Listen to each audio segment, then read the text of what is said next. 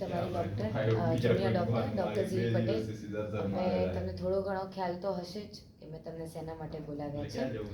એમાં એવું છે કે આપણે બધા રિપોર્ટને ટેસ્ટ કરાવ્યા, એમાં દાદાને આપણે શું કહેવાય સ્ટમક કેન્સર છે, બરાબર છે. એ કેન્સરના કારણે નાની નાની બીજી કેન્સરની ગાંઠો લીવરમાં, છાતીમાં બધી જગ્યાએ ફેલાઈ ગઈ છે, બરાબર.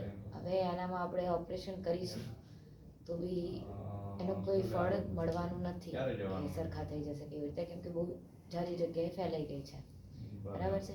હવે આમાં તમને રિસ્ક તો ખબર જ છે કે કેન્સર થાય તો પછી એક ટાઈમ પીરિયડ કોઈ માણસનો 2-3 મહિનાનો હોય, બરાબર. બીજી વસ્તુ, હવે તમારે આપની ઘરે દેખભાળ કરવાની રહેશે. બીજો તમને ઓપ્શન આપું, એ ઓપ્શનમાં એવું છે કે તમે એમનું ઓન્કો ફિઝિશિયન હોય એમને બતાડી આવો તો એ તમારું રેડિયોથેરાપી કાં તો કીમોથેરાપી ચાલુ કરશે. એનાથી જેટલું કેન્સર ઘટી શકે આપણે ઘટાડી શકીશું, બરાબર. અને થોડીક ઉંમર જે વધતી હોય આપણે વધારીશું, બરાબર. બીજા તમારા કોઈ ત્યાં સગાવાલા છે જેને બોલાવીને મારે કંઈ સમજાવવાનું હોય? તમે એકલા જ છો? ભલે. આ સિનારીઓ છે. આગળ મેં તમને આ 2 ઓપ્શન આપ્યા છે, કાં તો ઘરે સેવા કરવાનું કાં તો ઓન્કો ફિઝિશિયનને બતાડવાનું. પછી ઓન્કો ફિઝિશિયન જેમ દવાઓ કહે એમાં આપણે લેવાની છે. ટર્મિનલ કેન્સર કહેવાય આને, છેલ્લા સ્ટેજ સુધી આવી ગયું છે, બરાબર.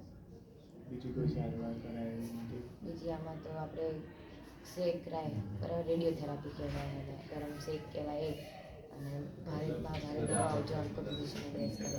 બાકી આમાં ઓપરેશન થાય તો નથી. બીજા કોઈ તમારા પ્રશ્નો હોય તો કહો. બીજા કોઈ નહીં?